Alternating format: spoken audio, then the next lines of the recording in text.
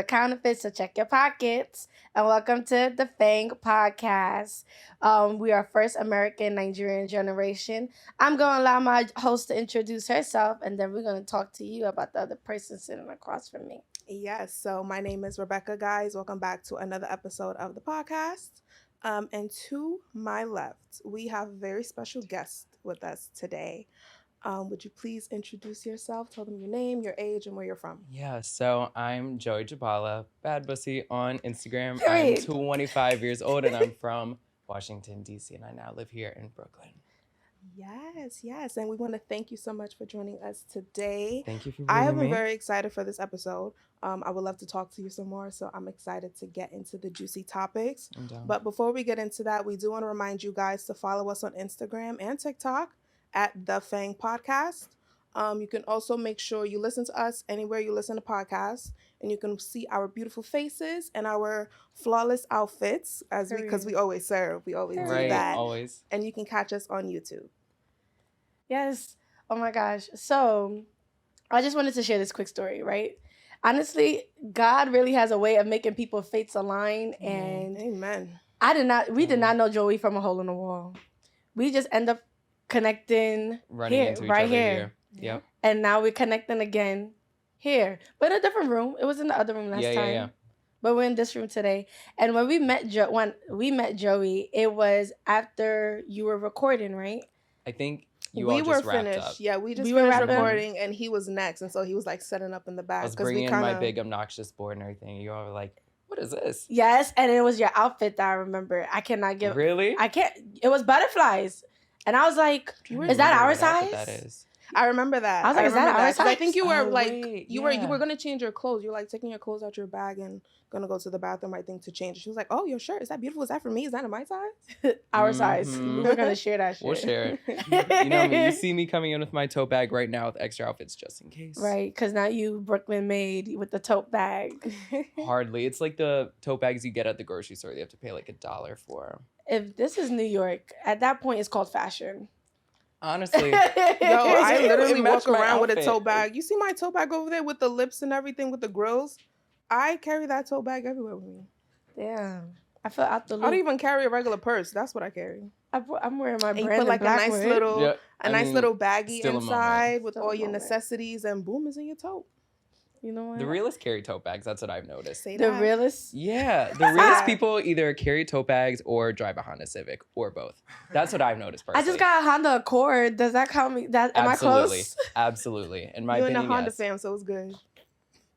I don't want a Honda, but Honda works. It moves. It does. It works. Gets you to where you need to.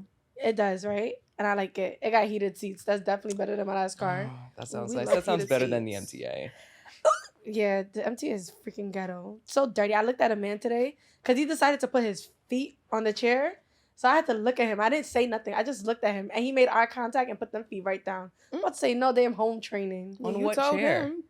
On the subway chair. On the bench, like he pivoted to the literally side. pivoted and extended his 6-foot-long leg on I'm the telling chair. You, in New York, people be real comfortable. They be dirty. They be real comfortable. Like that could be somebody else's seat. That's Like somebody else could be there. For all that, he might as well have just been a hobo that sleeps on the train. Because that's legit what they do. Take over. yeah. Take over. It's their home now. I just have too much social anxiety to do shit like that. Like, you know what I mean? Like, I'll Yeah. trip in public and I'm like, it's No, over. for Cancel real. plans. I'm going home. Like, I can't put my feet up and just like make myself fucking comfortable like that. Even that felt so wrong. I'm like, Oh my God, I could do it. I feel like it would make me feel like a boss, but I wouldn't do it because I feel like that's disrespectful. And I respect this space. And this is a safe space. absolutely. Right? Because the conversation we're going to get into, it's not a conversation we can say we have regularly. Mhm. You know, we didn't grow up having these conversations with our parents. I don't personally know anybody in my family or in the Nigerian community that is part of the LGBTQ community. So we need some insight. And what other way to get insight from someone that's already in it themselves and flaunts it proudly? Thank you. Yes, because honestly, you make me want to come to one of those performance things. I don't know what you be doing. should. What, like drag shows and shit? Or like, But it don't balls look and like stuff? drag. What the shows that you be going or performing at? What is it? I go to like balls and drag shows, and then just like random. I've always wanted to go Queer to a drag events. show. I've been to a drag I've show. always wanted to go. Yeah, invite They're us. really fun. I was literally at one last night on a work Really? night, but yeah, How was it? it was so fun. I didn't get home till like 2, and then I woke up at 4 for work today. Heard that. You got Mhm. energy. You got energy. And my coffee over there and delusion, but Oh, delusion works. Delusion works. You see me. You know, I'm a take a daily delusional dose 24/7. of delusion because whatever you believe will happen, will happen. If I'm gonna be good today, I'm gonna drink my coffee and I'm gonna get through the day. right. Period. Period. Dream and delusion start the same letters. Ooh, You I know? like that. Like- Okay, I think I'm gonna add that to my bio. Posted on the mirror and everything. The kind of D's I like. Absolutely. And That was more a the good merrier one. too. I'll take another D while I'm at it. Let alone one, because it's been looking harsh out here. Oh my gosh. But besides the point. Besides the point. So before we go into the actual topic, we did want to share because we have our segment called Wasoro Palua, and we were going to translate butt, vagina, and dick in our language. Mhm. So butt is ed, vagina is opo. I've been fucking up with that one though. I'm not sure if I said that right. Opo, Mhm. Opo. right? And dick is kokoro, Okay. right? Honestly, what language? I know you're Egyptian, Mhm. right? What language do Egyptians speak? Predominantly, we speak Arabic. Okay, so you speak Mhm. Arabic. I understand it more than I speak. I'm that terrible first generation. It's a citizen first that- generation thing. Like, we will Right. definitely sit We- there and we listen to the understand. conversation, Right. eavesdrop. We know what y'all talking about. But to say it back is like, I'm like, I don't know about that. Right. For some reason, that's just a thing among first generation citizens. I don't know what it is. My parents are just like, I don't know, timid about teaching us Arabic, especially coming here during the country, like 9/11, blah, blah, blah, all that stuff was going on. They were like, they were kind of like gatekeeping our Arabness a little bit. In the early days, at least. Now they don't give a fuck, but More like protecting you too. that exactly. so at least you could at least embrace the American culture more and, you know, learn and do your upbringing in Mhm. America. Yeah, and like, you know, as immigrant parents that worked really hard to just move over here to the country, like in the beginning, it's exciting for them to see their kids kind of immerse themselves in new culture that they themselves, my parents, fought for us to experience. Right. You know what I mean? So Mhm. I guess that was a piece of it, but I would have appreciated the lesson though in Arabic. It's much easier than learning it than getting onto Rosetta Stone and trying to have some robot lady teach me. So. Right. I took an Arabic class because half my family's did? Muslim.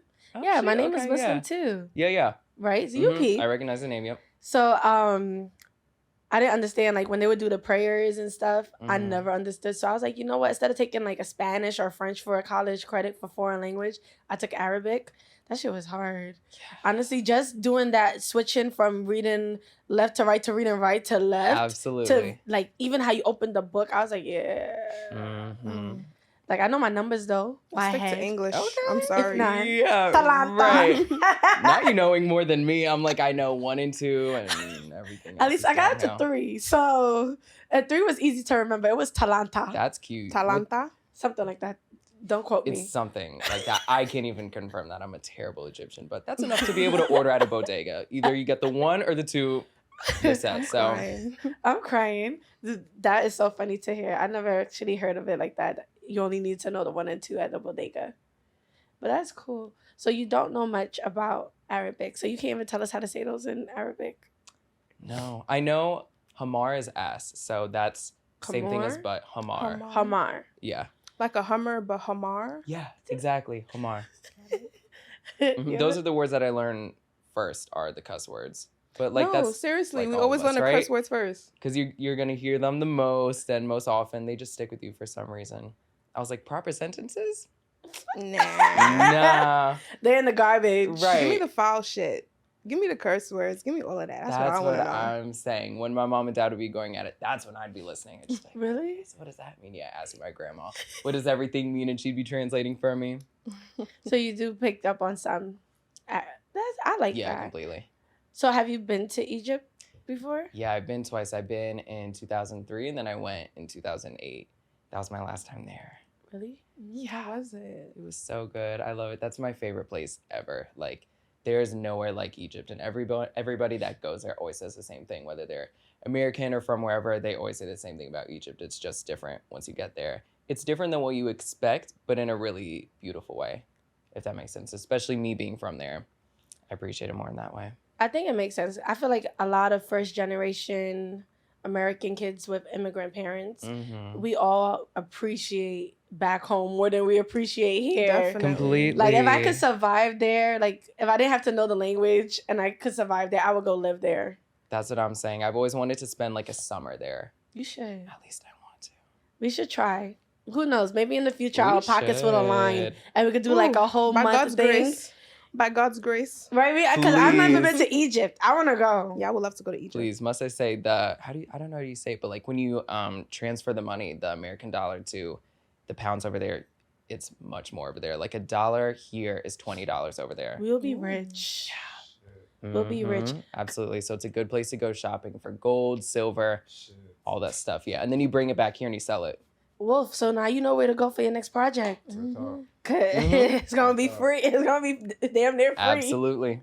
What? It's true, though, because I always tell people that living in New York for a month, you could live in a mansion in Nigeria for a year. Facts. Like, this country, just crowded and overpopulated. Because it's only if you have the money, you can really live a good, lavish life back at home. Honestly, I think if you make a $50,000 income salary, you can live lavishly. Yeah, that's the money. If you have the money, yeah. No, but you know, when we say that amount here, it's like you're making the bare minimum. Versus if you take that same money and go back home, you can live a good life. That's why I was saying it like that. That's true. And it's not even just in New York anymore, too. Like, even back home in DC, it's the same idea. Like, you have to be making at least, like, 70, something like that, to be living comfortably. Right. Which is crazy. It's not just New York or LA anymore. It's everywhere. Literally. And everybody's moving out of somewhere. Like, everyone's moving. I saw a video on TikTok today, and the lady was like, this is my first paycheck where I still have money from my last paycheck. So I didn't even know that I got a paycheck. Wow. I was like, that'd be the goal, because a lot of people live paycheck to paycheck.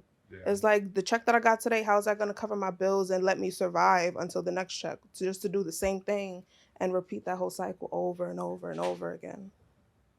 I think like more than like 90, I think I heard this once, more than 90% of America like doesn't even have like $1,000 in their bank account to the side, like just for savings. Just like a rainy day. Yeah, rainy day. Like most people don't even have that much money, so. You know, it's funny. Every time I feel like I touch 1,000 in my savings, something happened to my car. Yep. Something happens to my car. Yeah. I'm like, oh my God, I just finished school. I'm like, okay, I could build my savings back up. Absolutely. Boom. Tire fall off. Gotta pay for a new car. That's true. Me and Alex was just talking about that. Like, I've had 2 cars, and every time I had cars, it was like so much money had to go into it. Like, granted, it's a car though, so you get the luxuries of moving around, being warm. It's like a low-key little office, a closet on wheels. It can be all that. Little closet on wheels. It could be all that, but you know, it could take a lot of your money though. It does. It can. What? The tire fell off. Yeah, the fire. Literally. It's so embarrassing being stuck on the side of the road. Yeah. It's so embarrassing. And I'd be scared because I want to look like a damsel in distress, and hopefully somebody that has money and like really cares for me will come help me. But you know, they don't be care. Like that. They just drive by. Like, oh, look at her. Nah. I gotta go to my destination. Fuck that. It really be like that. And all of my friends know how to change tires and shit. I'm like, your parents taught you that? Mine did not. They're just like, I don't know how to change the tire for shit. That's what I'm saying. Like I think I do now. I'm calling whoever, AAA, AARP, I don't know who the fuck it is. I just call AAA's whoever. on speed dial. Something happens, boop. Can you come help me, please? Can you come? Right, exactly. I think I learned, though. I did try to learn how to do a tire. I had to. It happened too many times not to know how to. Wow. Yeah. You know, because that's a really good skill to know. Because if God forbid something happens to your tire, I need to know how to put that donut on the wheel so I can at least get somewhere so they can help me. But it requires some strength, though. I'm not going to lie. It requires some strength. Because you got to, like, what is it? It's called something. It looks like a diamond. You gotta, like, press it. Yeah. To lift the car up, The jack, right? Yeah. That's what it is. My straight brothers taught me that. See? Yeah. You learn something. And now when I go to the mechanics, I be watching them. I know they be so mad because usually people stay a distance. My ass, I'm like, what you doing? Like, how you do that? What's that supposed to do? I'm like, oh, now I know if I have a hole in my tire. This girl's so annoying. Like, let me do my job. Nah, and they be speaking Spanish too sometimes. I be like, habla español un poquito. Don't blame me.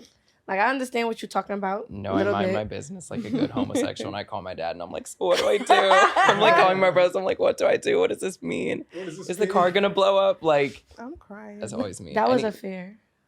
The car blowing up. That's always my thing. Whenever I smell something bad, like on the road when I'm driving by, you'll smell like, gas from like the big truck you're driving by. Mm-hmm. I'm immediately like, it's my car. This shit's about to blow up immediately. Right. For some reason. I listen to the radio a lot. Mm-hmm. And I've noticed like in the radio with all the extra stuff that they be adding to the songs, I be thinking something wrong with my car because they'll add like sound effects honking or you'll hear like and I'm like, oh my god, my car, what is happening to my tires? I'm like, they need to stop. It's like, is my car about to explode, or is this like an Ice Spice song I haven't heard yet? You know what I mean? Yeah. Literally, like, what the fuck? They gotta stop that. I really be scared. And first of all, it's the gunshots that get me. The gunshots get me every time. Yeah. Yeah, especially if I'm driving at night. All you hear is... You hear gunshots at night? No, I live in Jersey, so you got to understand the fear. I am not accustomed to that life anymore of just hearing gunshots regularly. Right. So if I'm listening to the radio and I start hearing gunshots, I'm like, what the fuck is happening? I am scared. Right, because you're listening for the music. And then exactly. You're like, right. Not to be aware of my fucking surroundings. Yeah, no, I just started driving. It's been the only thing that I will say is kind of like iffy about driving is I always feel like I'm gonna not crash, but when I park, I'm fucked up with my perception. So I would think I'm either too close, but I'm not too close. And then when you park, you see mass space there. Yeah. It takes practice. Practice makes perfect. I'm a pro at parking. I be that person. They be like, oh, that person that reverse back in that's me. Yeah, that's me. I be killing the reverse shit. You do the 3-point turn to get into the spot. What? I could do that in one turn. Get out of here. See, I just do it. It's lovely. One turn. I'm great at it. It's just like extra. I'm glad that you do it, but like for me, I'm like, whatever. I'll just get in and out because whenever I'm looking at somebody like taking up the lane to do their 3-point moment, I'm like, do you really want to have your moment right here in the middle of this Walmart parking lot? You know? Nah, I be in there. I feel confident when I park like that. Yeah. I feel like a bad bitch. I love like if I park like that, I really hope other people are watching. I'm like, anybody else saw that? Like, yeah, I did that. And like parallel parking alone too, and you don't have your friend out there like monitoring where to park and everything. I get out the car. Because they'll all see, they're just like, oh, this fag's about to crash into the fire hydrant or something. Nope, not today, ma'am. Not today. Smooth, clean. Right? Absolutely. The only thing hot here. That's too funny. I can't believe we went into a whole conversation about parking and fucking radio stations. But so this episode, right? It's gonna be Joey really enlightening us on how it was for him embracing yourself into the community and how it was for your family as well, accepting that. Like, when did that happen? How did it happen? These are questions that I have to ask because the term would be heterosexual female, right? As a straight woman, I'm like curious as to like how you come to be who you are and just accept and love you as you are, period. I would add ally to the community as well, both of you. You lie? Ally to the community, yeah. Allies. Yes. Oh. She's like, you lie. No, ally, girl. I was like, who's here? Like, you lie. I was like, oh, don't bring him up. But anyways, so wait, yeah. What was the question again? Sorry. Basically, like, when did you embrace who you truly are? Or was it something that you've always been? And whenever that happened, how was it coming out in your family, especially being that you're Egyptian? We already know how Africans are about LGBTQ anything. So enlighten us, like, how did you overcome? And because you definitely come in here very confident, so we really just want to know how you came to be. So for me right now, I still feel like I'm in the process of like embracing it, and that's like a everyday journey and battle. Like, that's a cliche, but it's a cliche for a reason because it's true with anything you go through in life. But for me, I think when I was little, I was just me, just like how we all are once, we're kids. You're kind of just like ruthlessly you. And I love that about children is that they're so innocent and pure and are just so themselves, and you know, society hasn't found a way to kind of like shame them out of being who they are yet. Right. You know, so that happened to me when I was little by like family members, people at school and everything. So then I kind of like became this little like turtle shell all throughout like middle school, high school and everything. And then I just kind of was over it. You know, I wanted to get out of Maryland. I wanted to get out of DC, and I wanted to go to the city. I wanted to, you know, pursue the lives that like all my favorite like pop stars and like artists like and Britney? celebrities. Yeah, exactly. That's my mother. Like if I was related to a Caucasian lady, It's her. it would be her, absolutely. And who else? Who else is like a really nice white lady? Like Anne Gaga. Hathaway, and her too. I love You Gaga. fucks with Gaga. Oh, that's my first song, Bad Romance. Absolutely. Mhm. Right? And so, I don't know. To your question, yeah, I think I'm still kind of like embracing it now in a way. If anything, I'm seeing myself now less as like a gay individual, more as like a queer individual. I mean, I still identify as a gay man, but like queer is a good umbrella term for anything that you identify and as in the community, if that makes sense. Yeah, because I You know what I do mean? hear the term queer. A lot of people refer Mhm. to being queer, but like, what is queer? Like, Queer to me, how I see it is like, I said, like an umbrella term, if that makes sense. So like whether you're lesbian, gay, trans, bi, you fit within that kind of spectrum, if that makes sense. So like for me, like, yeah, I'm gay, but like, I don't know, I'm just also kind of everything. Like I'm not just like a gay cis male. I don't just identify as like a man. I mean, I definitely am one and I do identify as that, but I'm also just everything. So if you want to call me she, I'm just like, okay. If you want to call me they, I'm like, okay. So I'm the just pronouns everything. don't really matter for you. Yeah, they don't really matter. And it does to some people, which is really important to keep in mind. And you should definitely ask people what their pronouns are before addressing them when you know, think they might go by something else. But yeah, I identify myself more among that spectrum. I'm seeing where I identify in as a queer individual, as a queer Egyptian at 25 years old right now. So it's kind of like an everyday thing and it's fun, especially now the older I get and just the more you become an adult too. So it's like I'm going through the journey of growing in my sexuality and growing in the journey of my adulthood at the same time. And those kind of like cross paths sometimes they go different ways, but they eventually meet in the middle That is at the same time. Yeah, I go on tangents if you didn't notice. No, that's fine though. But I never really thought of sexuality and adulthood being two separate things that also intertwine with each other. But now that you brought it up, I could kind of see it because Doesn't I would feel like I was already an adult before I really started to embrace my sexuality too and be confident in it. So I see what you meant by that. That was interesting to hear. Yeah, and I mean, both have different kind of like phases of growth too, if that's how I'm trying to phrase it correctly. I get what you're trying to say. Yeah. You know what I mean? Like how you grow into your sexuality and might not be at the same time you're going through your adulthood and like Yeah. actually growing up, but it's still happening simultaneously. Like some people, they come into their sexuality when they're in high school and middle school. Yeah. But you're That's not the an adult. ones. You're still going through your childhood. You're still growing and stuff like that. And some people, they come into their sexuality as an adult or as they're going through, you know, becoming an adult. And I feel as though I relate to that a lot more. Like I'm learning more about who I am as a person.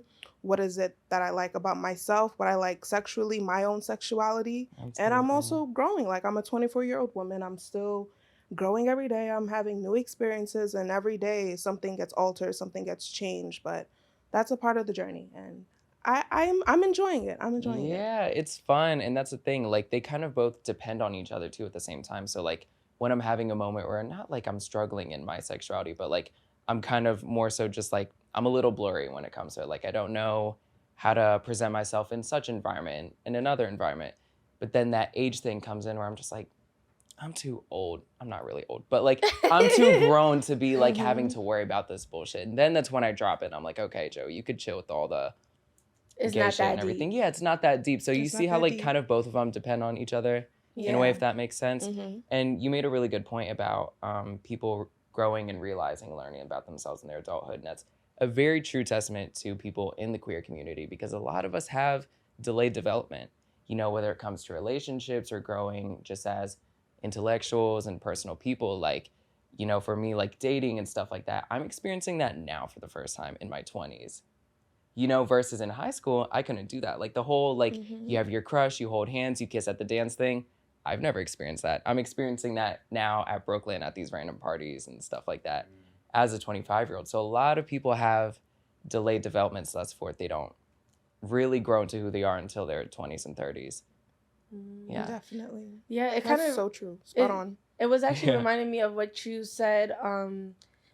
What you said when we had Justin on, about you felt like you had to hide yourself, right? And then I was like, well, it's not that you had to hide yourself. It was more of you wasn't allowed to be yourself because of the leash that the community had on how you're supposed to carry yourself. Exactly. And it's like you want to keep up that persona of being the good kid who goes to school, does the work, and they don't entertain all the extra bullshit that all the other kids are doing outside. Like, you're the good one, you know? And so, like, when you finally do get into your 20s, when you get into college, when you start your adulthood, that's when you start experiencing the things you should have experienced in high school, in middle school. But it's like you said, delayed development. That was really good. Right. So I could only imagine how much more delayed it is for those part of the community, because it was hard for you guys to, not for everybody. I don't know everybody's story because I can't speak for them. Of course. But that time where, like you said, the holding hands, having a crush, you couldn't do that. So that even is extreme. socially, you know what I mean? Like my friend group, like I couldn't even fully be myself within my own friend group. I mean, granted, like I have a best friend of mine that I've been best friends with for my whole life, 25 years now, and we're actually both gay and everything. We both came out to each other and we were kids, blah, blah, blah. It's a cute story. So I had him and I'm very thankful for him. But, you know, like when I would go to high school, because we didn't go to the same schools, like it would just be me and like my girlfriends and that's it. And I was still like, everyone saw me as the gay one, clearly. I mean, like, how could you not tell? But, you know, to me, I was just like, oh, I'm just with my friends. Yeah. Right. You know, and so I didn't even know that part about me yet. It was more so people were just telling me about that. And then I had to go and figure it out.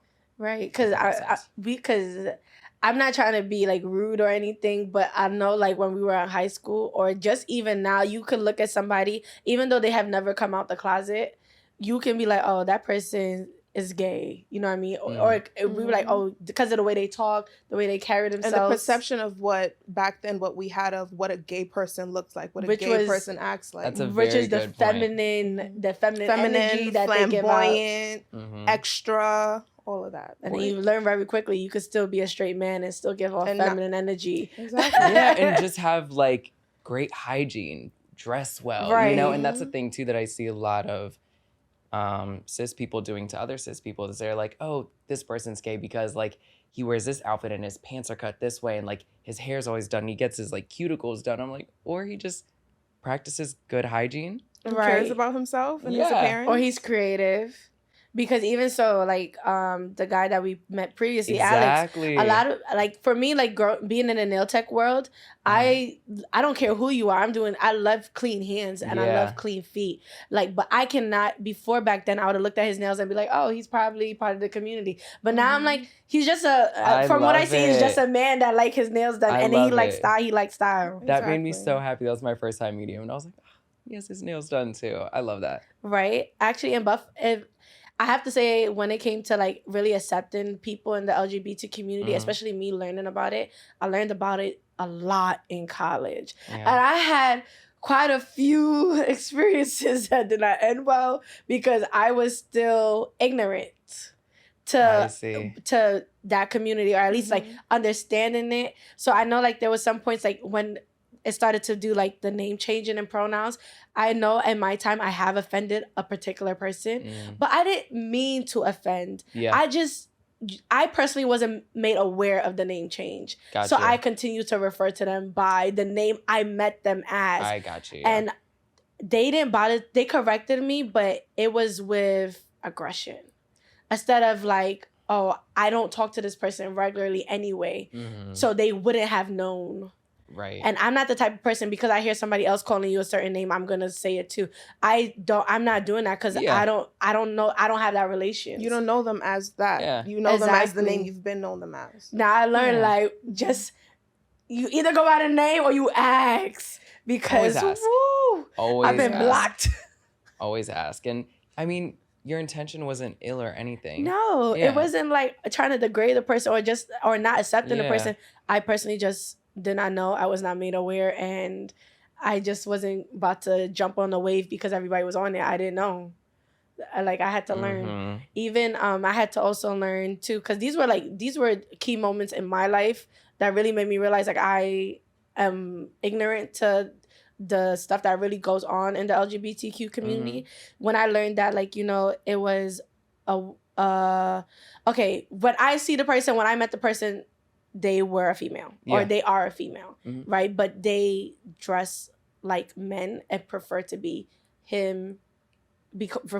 called him, he. Yeah. But they were in a relationship with somebody that when I look at them, I saw a male. But that male referred to themselves as she and her. So I was confused, right? And I learned like sometimes not everything can really be black and white. Yeah. And you're not going to fully understand. But like I've learned that I did offend some people during those times because of my ignorance to understanding it. But at the same time, you really can't blame everybody else because what we known to grow up with is not the life that you're living. Yeah. Like I'm cool with anybody with, honestly, I don't care about your sexuality. Yeah. I care about who you are. So if who you are is an asshole of a person, I'm gonna let you know you're a fucking asshole. It has nothing to do with your sexuality. But it came to that point in time where it was like if you didn't agree with gay relationships, you were kind of canceled. And it was like, well, you don't have to agree with it because it's not you, but you could respect somebody else's life choices. That's a good point. That's a very good point. It's like we're not asking people to be allies. Just simply mind your business if you don't. Really, mind your business. You know what I mean? Business. Like if you don't care, if you can't support, then okay, just mind your business. Really, that's really all it is. Mind your business. Mind your business and just be respectful if it does happen to be your business in the moment. Yeah, exactly. You're walking by a restaurant, like a certain like food type you don't care about. Are you gonna look up the restaurant and write a bad review even though you've never been? True. No, you're just gonna walk by the restaurant. Exactly. Find one that you enjoy. So, you know, from this episode, if you didn't take anything, take this. Mind your business. Yeah, just mind your business. Like, it's not that deep. It really isn't, you know? Like, there's so many, especially now in this age where we're talking about, like, take apart systems and stuff like that. Okay, well, sexuality and love is one of those things. Right. That doesn't need a system. It doesn't. You know? Like, I would like there to be a lane system in the city with driving and stuff like that. That's lovely. There could be clear lanes in that, red, yellow, green light. Everything, clear directions as that. But when it comes to like relationships, sexuality, all things that are so personal to us, it really doesn't need rules and guidelines. It doesn't. As long as we're not hurting the next person. You could just stay within the community that you're comfortable with. Yeah, because normally the talk about like sexuality, it wasn't being had. Like people just weren't talking about that. Whatever you did in your sexual lives, you kept that to yourself and that was between you and your partner. But now it's more open on social media and more people they're becoming more aware of like what people would identify as, what is being queer, what is being gay, what is being this, what is being that. And at this point, it's just important to understand that even though you might, like we all said, if you don't agree with it, that's fine. Just do you and respect other people. Like, I know for me, when I first started having I was aware that there are people who are gay and people who are lesbian. Those were the two terms I would use back then. I was in high school. I went to an all-girls school, and for the first time I saw two girls kissing. I was like, oh, okay. Like when I decided to go to an all-girls school, it wasn't like, oh, I'm gonna see people or, relationship. This is like the stages where you develop and have all those feelings with people and stuff like that. I was just going to school because it was a good school and I was told it was gonna help me get into a good college. So that's all I was worried about. And then even when I did get to college, I took a gender sexuality course my last semester. And it definitely helped me understand more terms and just to be aware of what's going on. Because that's another thing that's important. Just make yourself aware, You don't have to know all the terms because there are like a million terms. But just knowing the basics and knowing that as long as you're being respectful, you never know if the next person you meet is a part of the community. And And at some point down the line, you may not know if you might be a part of that community. So you just respect RESPCT. Exactly. And that's a very good point. Very good. And very good point. College definitely influenced, because you said you took a gender sexuality class. I took an anthropology class. And anthropology, I mean, because it was about culture all over the world. Right. And one thing that my professor focused on was literally telling us how there's literally people that are like, okay, I'm just gonna use the general term gay. I'm not trying to use it in the wrong terms, but gay just to affiliate with the community, just to shorten term. So basically that anything gay, LGBTQ was always within lot of cultures. Always there. It was always there. I was like, when I learned that in anthropology, I was literally like, what the fuck? They made it seem like this shit happened 10 years ago. We've been brainwashed to think heterosexuality is the 100% correct way and is the only way to do things. And it's like, no, like, people have been around for how long? How is it so crazy to think that two women would not have been together, that two males would not have been together? Like, why? Right. Queerness goes back to literally ancient Egyptian times. There's hieroglyphics of two men holding hands, kissing, and stuff like that. Now when I think about it, the Egyptians was like, you know, they was on the DL Yeah, my too. cousins knew. Like, my great cousins knew. Like, they did. And even too, when you learn about Egyptian culture, they were like, you know, the feminine energy, how they would carry themselves, how their hygiene. Egyptians were definitely one of the most hygienic Africans in history.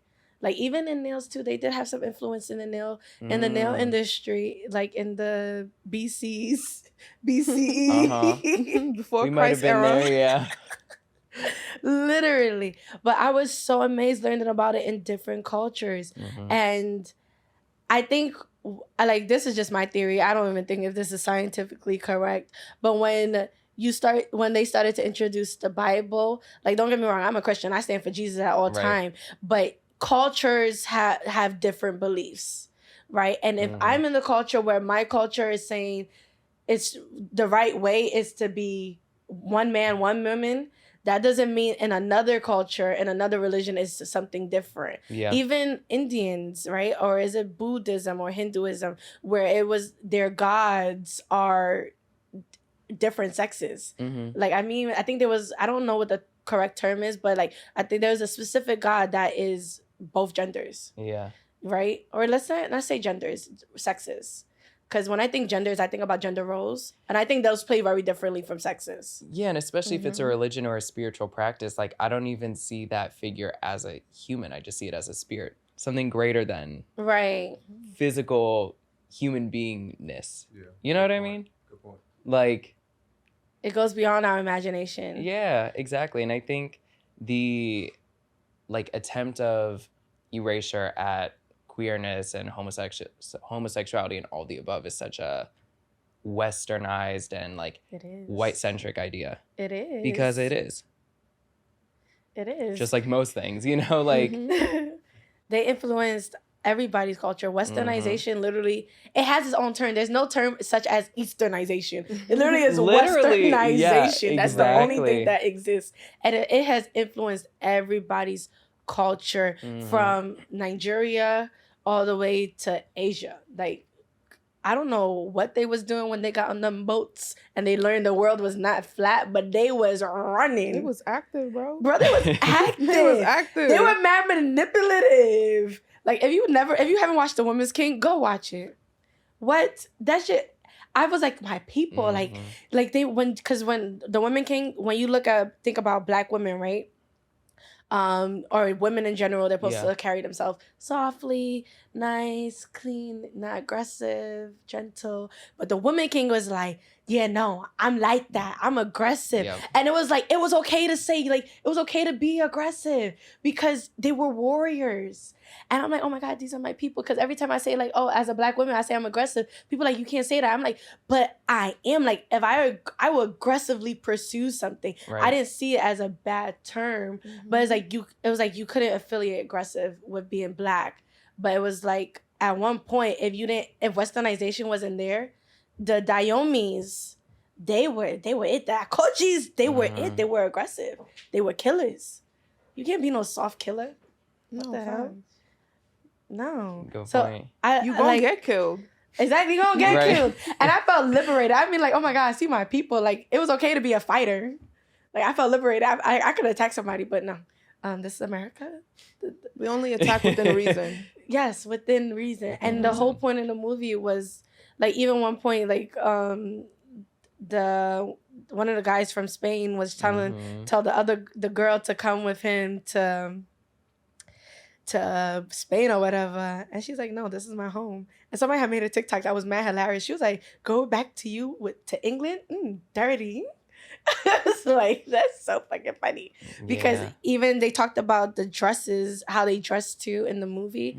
Like, oh, your women wear long sleeves and this. So how do they run? What? Yeah. Back in the day, Europeans, right? Like Bridgerton type shit. The dresses and the corsets. How would women have been able to be active? No, they have to hold a certain posture. So she had the other main character in the movie has said like, well, how do your women run? Obviously, they can't fucking run. They're fucking useless. Yeah. So their roles are meant to be at home, housewives, all that. And just be figures. That's it. Pretty little figures to look at. Yeah. Right, and it's like, now I'm active. I want to run. Even now, I am South African culture. I'm not quite sure which culture it is exactly, so I'm not going to say one. But there is South African culture it has embraced the LGBTQ community. Like, there's a photographer. Her name is, I don't know if I'm pronouncing her first name correctly, but is Zanele, Zanele Moholi. And she's a South African photographer. She has this photo book called Phases and Faces, which were her basically, or maybe she don't go by her, right? Where they are showing the faces of her community and the LGBT community and sharing their story. And it really made me admire them as a photographer as well as an activist, because what they were doing was fighting for, to this day, they're fighting that they don't kill them no more. Yeah. You know, they're attacking them. But it's such a beautiful culture, because I think I believe in the South African culture too, in some parts of it. If you ever seen the heterosexual women, they still wear the traditional attire, and some of that traditional attire require them having the breasts out. Like, the breasts be all out, but Westernization don't allow that. But the culture there, it was like you could embrace it. Exactly. Like, oh my God, I have to find a TikTok for you guys, or let's just like the photos. I know, I need to see this. This photographer sounds very interesting. Yeah, that sounds really beautiful, because being able to share that message, share people's stories, and still capture an image and give that beautifulness out to people so they can actually not only enjoy what they're consuming, but learning something at the same time. That's very beautiful. And she does it they do it in black and white. You see, I have to catch myself. They do it in black and white. That's what even makes it, there's something about black and white that just tells a story. Yeah. I believe that. And that's like practicing pure intersectionality. That's representing for the South African community, as well as people that are of the South African community and that are among the LGBTQ plus community. Like, people could be many different things.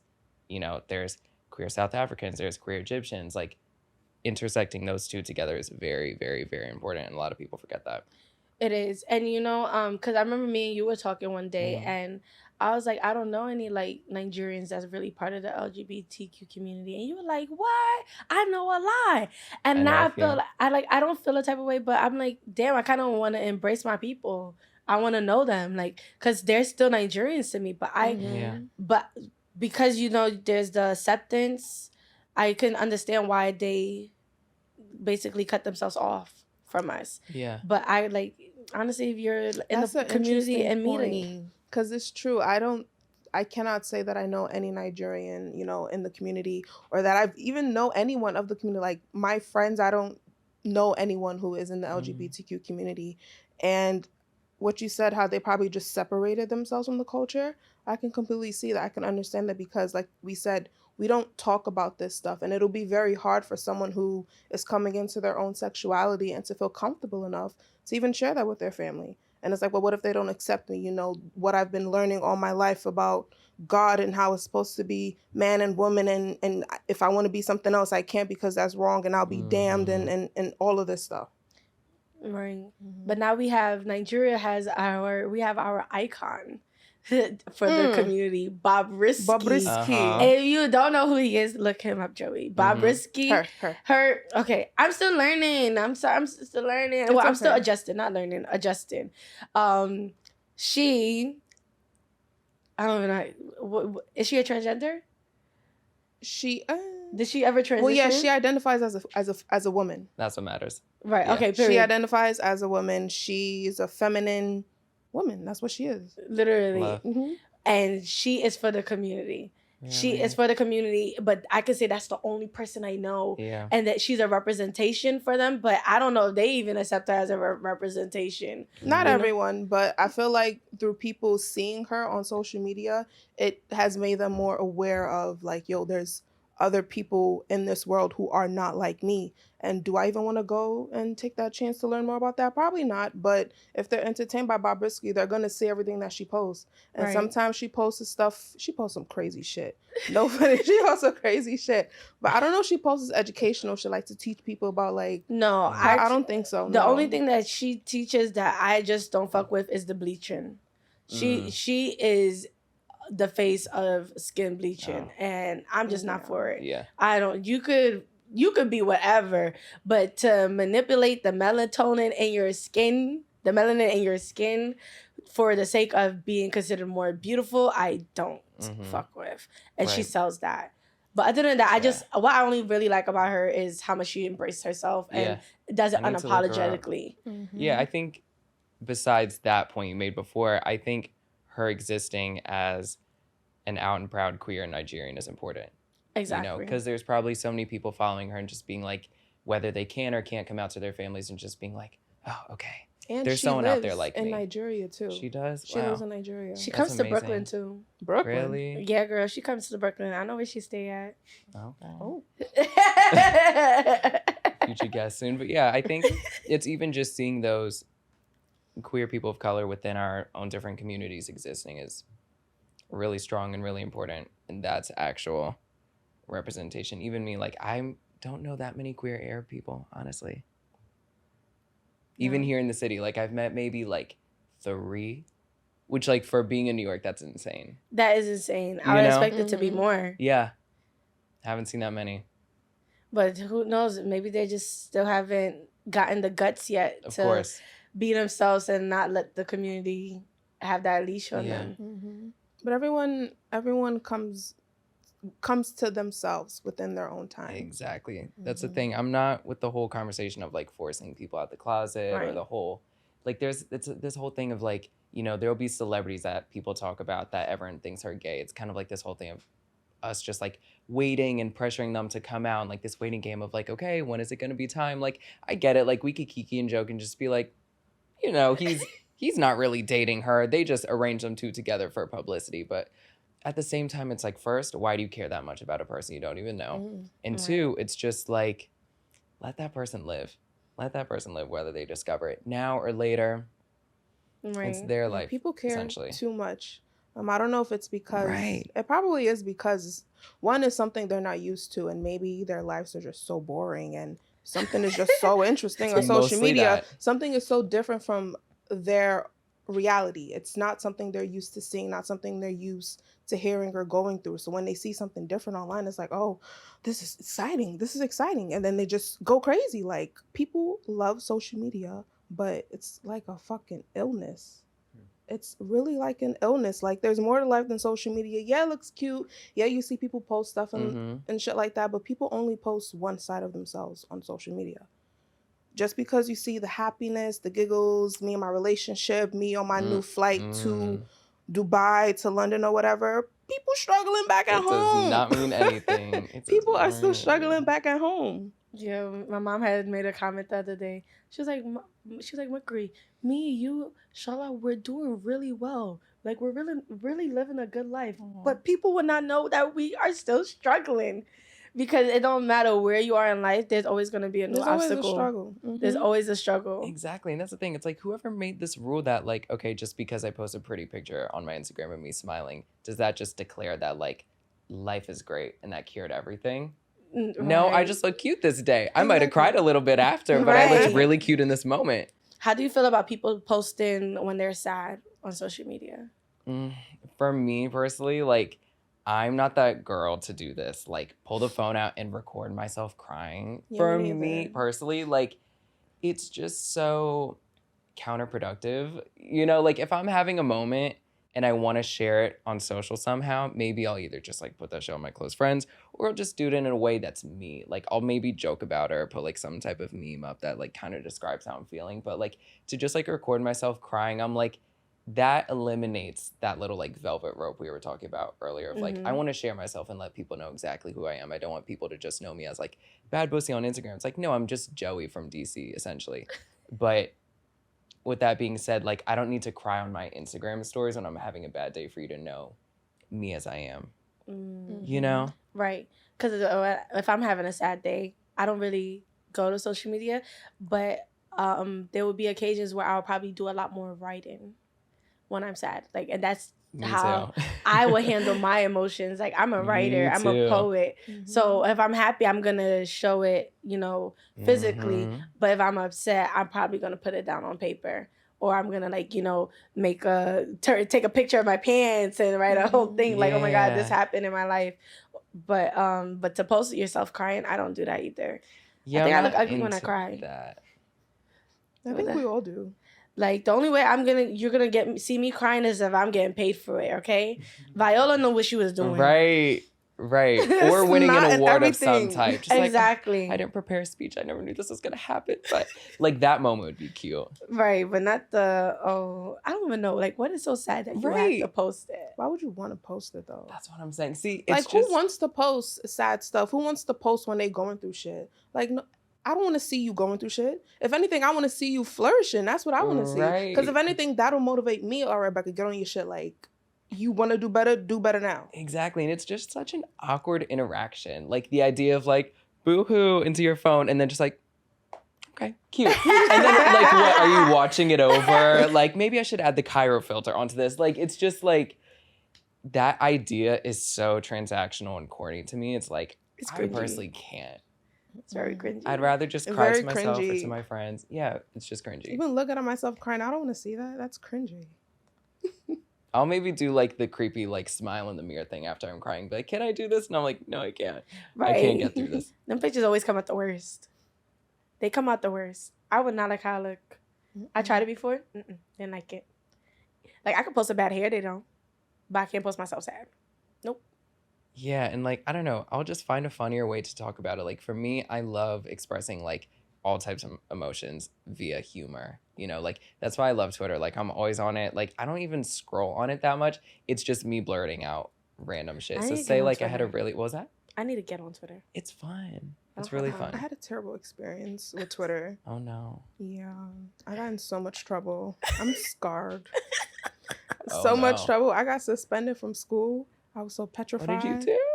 That's the thing. I don't even know what I did. Apparently, I was posting like stuff online about my teachers and stuff, and I was being rude. I would do the same shit. I was being rude, which I don't recall doing any of that. And they found out, and then I got in trouble, and I had to shut down my Twitter account. And at that point, I was like really active on Twitter. Like I loved Twitter, but once I had my account closed, I never made a new account, and I just never. They were trying to cancel you in 5th grade. That's crazy.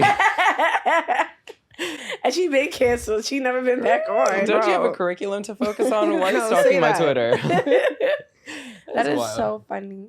I wanted to ask, when you came out to if you ever came out to your parents, how did that go? Okay, so for me, I came out to my mom and like basically the rest of my family when I was 20. So I'm 25 now, so it was only 5 years ago. And she pretty much knew, like, it's that whole thing of like, everybody in the family knows they're kind of just waiting when. But with my mother and I, we had a very, like, that's my best friend. Like, my mom is my best friend. She made me who I am, which goes to show that it was very surprising that she had a harsh reaction when I came out. Because I'm like, not to say you did this, but like, you kind of did this, girl. But anyway, so when I came out, I was 20. And my whole thing is, I didn't start identifying myself as like gay or liking men or realizing that was a thing itself, or like sexuality was a thing till I was like 18, 19. So I already did a year of school here in New York and everything. I was kind of discovering myself. I had a better grounding of who I was. So I came home one year. I did community college back at home. And I always said, if I meet a guy, that's when I'll come out to my family. And so I was back in my community college. I met this one dancer who went to my community college. Of course, we ended up not working out at all. It was a complete train wreck. But nonetheless, I came home very giddy one day. I would always like dress up really well on the days we had class together. And I was coming in and I think I was blasting like Gaga or something like through my headphones or something.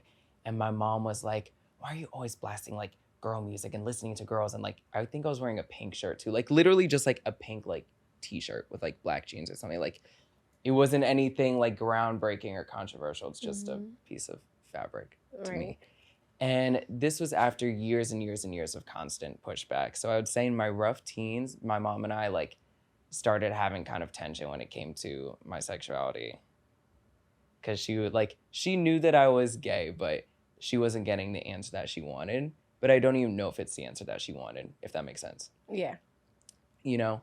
So she had a you know, more of a hard time with it. And it just came from past experience because my uncle actually was gay himself. Yeah, my late uncle, but I didn't meet him because unfortunately he passed due to AIDS during the AIDS pandemic. So with that being said, and knowing that now and I'm older, I have much more understanding where she was coming from with her slight homophobia. I'll say it definitely was that, but it wasn't out of feeling, how do I say it, any ill towards being gay. She just had fear, you know?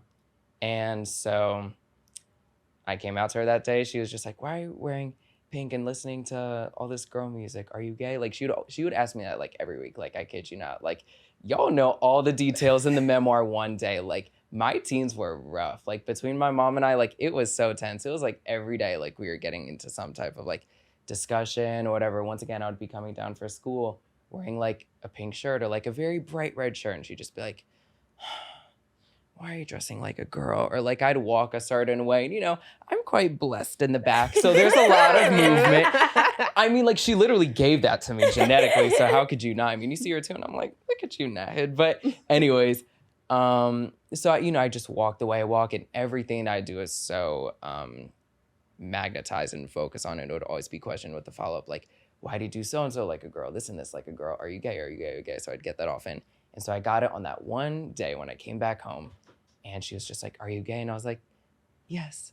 And I said it to her. And I will never forget seeing her face change and like tears immediately, not even just like well up in her eyes, but just like fall out of her eyes. And in that moment, I realized I was like, oh shit, I said it. It's not a thought in my head anymore. I see the words, like I see the sentence like splattered on the ground in front of me, if that makes sense. Like, and so that's how I came out to her.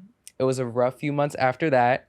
It was just constant crying from her. And honestly, like, I love her. We're completely fine now. Everything is all good. That's my best friend. But in that moment, I felt for her and I wanted to make sure she was comfortable. But also, I'm not taking anything back. Right. Love you, girl, but this is me. It's my life. I'm 22 at that moment.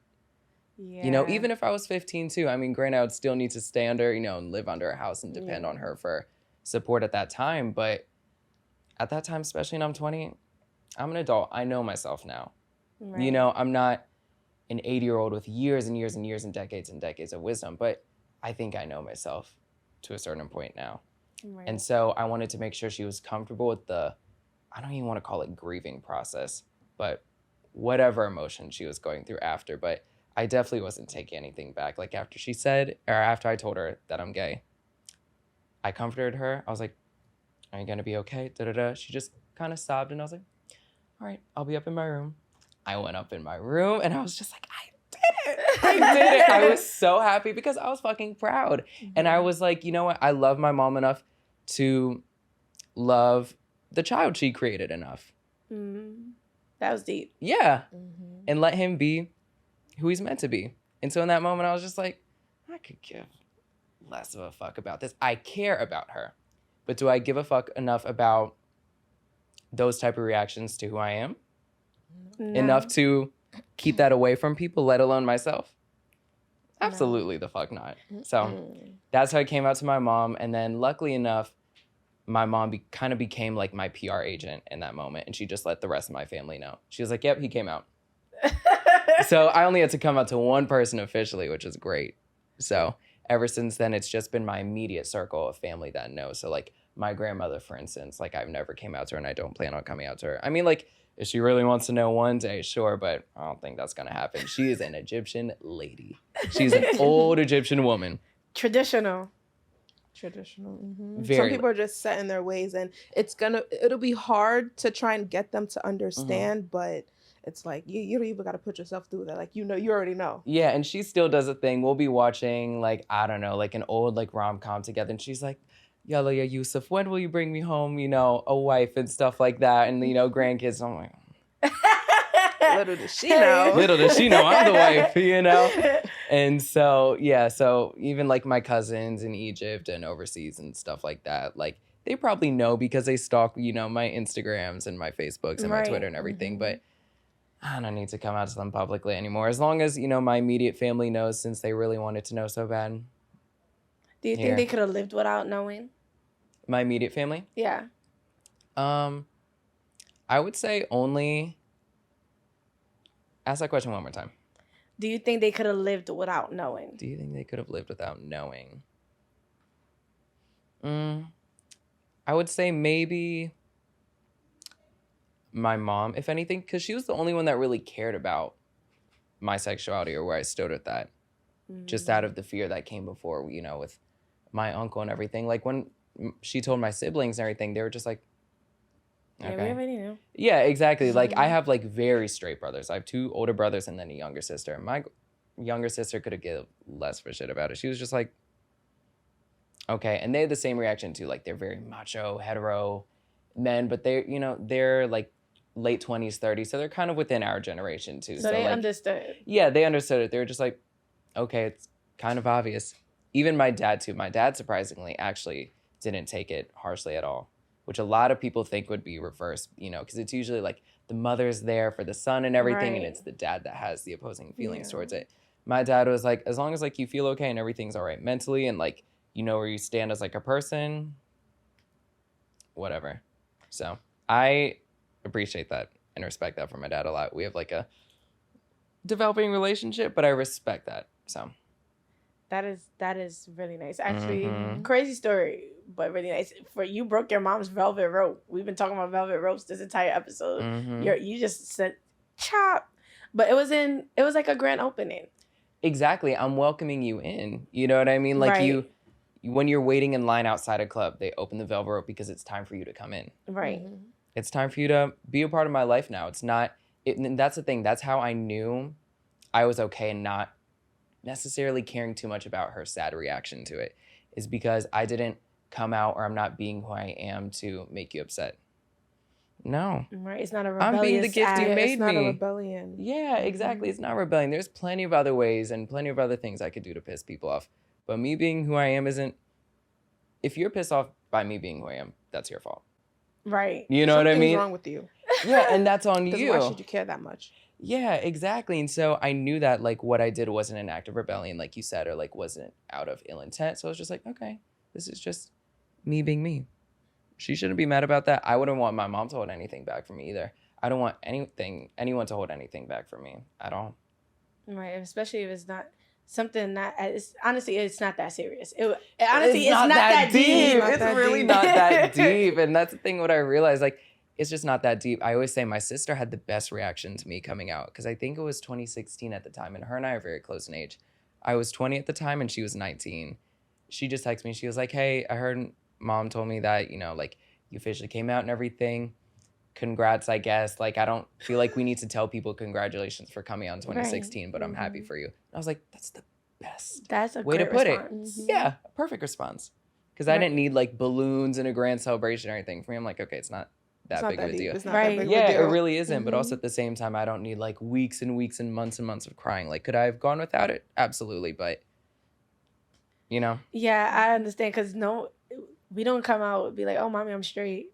Like, that's not, we don't have to. Thing. It shouldn't have to be a thing, because your sex is your business. But and you sharing with other people is not you're sharing it to make them comfortable, but I'm just trying to be me, and you just so happen to know that, yeah, I'm gay, or I'm straight, or I'm whatever. Yeah, exactly. And even now with like young kids coming out now, like at early ages and like their middle school ages, even elementary school ages, like let them discover themselves. You know what I mean? There's kids playing around with crazy shit now and like fucking doing violent things. Like if your kid wants to express their sexuality, let alone explore it, and not even their sexuality, just their identity as a human. Right. You know? Go for it. There's plenty of like straight kids that I know or like straight guys that I know now growing up. Like maybe they had a Barbie or two growing up and they're completely straight now. It's just a fucking doll. Right. It's Just just a them toy. exploring. Yeah, exactly. It's nothing is that deep. Right. I agree with exploring for your identity, but not for your sexuality as a kid, though.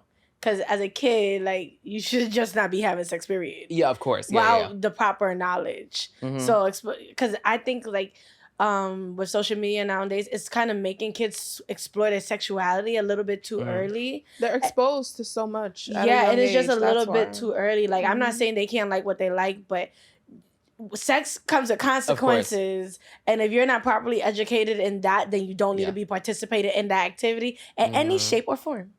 Period. Yeah, I agree. It's the identity is the thing The identity is that more matters. Granted, important. there should be, when it comes to sexuality, there should be open inclusion to all, though. Right. You know, because there's that conversation, we have it a lot at work and stuff where, you know, we'll be talking about like, I don't know, like Sesame Street or like, you know, these cartoons and stuff, or like, you know, the Scooby-Doo thing. Have you heard of it recently? How like Velma, like the character now is like in the new reboot of it. Like she's lesbian apparently. No. Everyone's going up in arms about it and stuff It's a like fucking that. cartoon. That, first of all, it's a cartoon and I'm just like, okay. Like this isn't like an X-rated film. Like, and on top of that, I don't think it'll change the plot of the movie or of the show. Yeah. So exactly. I think at most she mentions, like, I think in one scene, like there's a girl that walks down the hall and she's just like, oh, jinkies or whatever they say. Oh, like the girl turned on type shit. Yeah, but like it wasn't anything crude or inappropriate. It was just her being a human. Exactly. And even that moment, like it may sound corny and maybe it just might sound too soft, but I don't give a fuck. It's like there might be a kid at home that like maybe a little girl that's watching is just like, oh, I felt that way about a girl at school. I feel normal now. Or like maybe like it's not just me. Like that's all what about representation. That's exactly what it's about. Is just being like, oh shit, it's not just me out here alone. There's more people like me out here. Right. This was a great conversation. This was. It was. Oh, you really enlightened me. I feel like I a better hope human. I did with all my long tangents and whatnot. It wasn't That's too what we long. wanted, and it wasn't long. No, it was well appreciated and well needed. It was. So before we wrap up, we do have to talk about the food wajong. Wajong. And we're supposed to talk about this food we call it eba. And eba, it's a swallow. It's a swallow. Okay. Don't swallow other things. But it is a swallow and it is made from dried cassava. When mixed with boiling water, it becomes into like this dough kind of form that is usually sided with a type of stew. I don't know if they have anything like that in Egypt. I think they do, yeah. They do. Something similar to it. Okay, you have to find out and come back and tell us, and then we have to tell you said it's like a dough, you said? It's like a dough, but it's not a dough. Do you know fufu? You know yes. fufu? Yeah, it's almost like that. Almost like I got that. you, okay. But it's a different form of... And it's a different texture. cassava, yeah. Okay. Fufu is more softer. Eba's grainier. It took the words right out of my tongue, Gotcha. girl. A little bit of bitter. So that's what it is. Sounds good. Okay, yeah. Yeah, so you got to find out and then tell us what it is in Egypt. I will. So we could share it with our followers. But we're going to bring it to a close. I'm MUKRI, again, the one and only. And thank you for joining us today on the FANG Podcast with the Joey, the BhadddBhussy. BhadddBhussy, yeah. I like how you added a little spin on it too. That's cute. I had to. BhadddBhussy, You got a little flavor in there. And of course, my co-host, Rebecca. And I'm going to speak for all of them. We do thank you for tuning in for this episode. We hope you learned a lot. You can follow me on Instagram at its_MUKRI. And if you ever want to see me doing foolishness like dancing with a hula hoop, you can follow me on TikTok at itsMUKRI. And anything beauty by_MUKRI. Yes, and you can follow me on Instagram and TikTok at ThatQueenBeck and my beauty portfolio page on Instagram at TouchedByBex. And Joey, please let the people know anything that you have going on, your social medias, all of that. Yes, Amazing. and about your podcast too. Absolutely. How can we not mention it? So you could follow me personally at BhadddBhussy on Instagram. That's BhadddBhussy. BHUSSY. There's 3 Ds in the middle for a reason. And you could also catch my show, me, myself, and a queer platform and space for queer creatives and our allies at mm_and_pod. Or just find it through my Instagram, my personal Instagram. There's a link tree and everything. Tune in. We have a lot of special guests coming soon, and you won't want to miss it. Yes, all the information will be in the description. All the links will be down below. So do make sure you check that out. And yeah, we would like to thank you all for joining us on this episode. And we will see you next week. Yes, you better like, comment, and subscribe. Yay.